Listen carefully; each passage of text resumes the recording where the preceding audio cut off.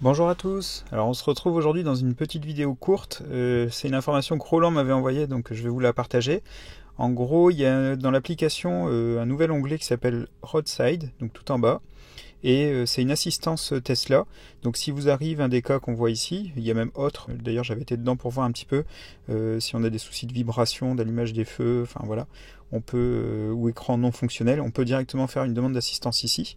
Quand on revient en arrière, alors notamment moi je pense aux pneus crevés, hein, ça peut arriver très souvent. Donc on va aller faire le test, donc on va dire qu'on a des roues Tesla, on continue.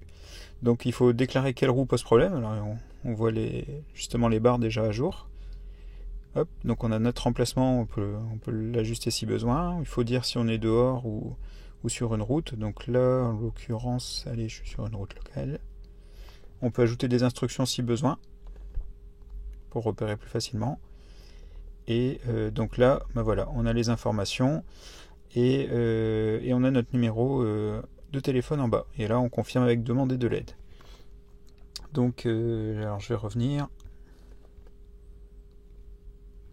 Voilà, on repart à zéro.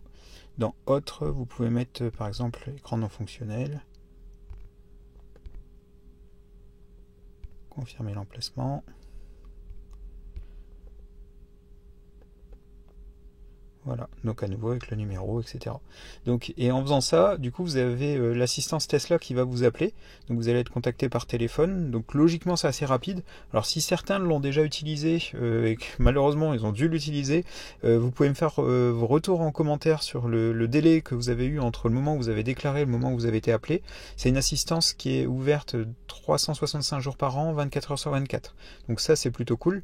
Je pense à ça parce que la crevaison, honnêtement, moi, c'est le truc, si ça m'arrive, je sais pas qui appeler en premier. Bon, là, l'assistance de l'assurance, je pense, du véhicule, mais apparemment par Tesla, c'est couvert. Pourquoi pas le lancer pour voir lequel est plus rapide des deux.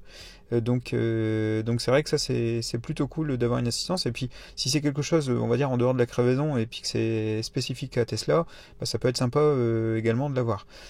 Alors j'ai lu les conditions justement pour avoir cette couverture. Apparemment, si je ne dis pas de bêtises, c'est proposé à partir du moment que le véhicule est dans ses 4 ans ou 80 000 km de garantie. Est-ce qu'au-delà on l'aura encore? Ça je ne sais pas, parce que pour la crevaison ça peut être pratique, mais pour le coup en tout cas c'est sûr que pendant la période de garantie, bah, il nous propose cette assistance directement dans l'application, ce qui est bien plus facile que de commencer à chercher des numéros sur internet au moment où on est embêté. Donc voilà, je voulais vous partager cette petite information et je vous souhaite une très bonne journée, à bientôt.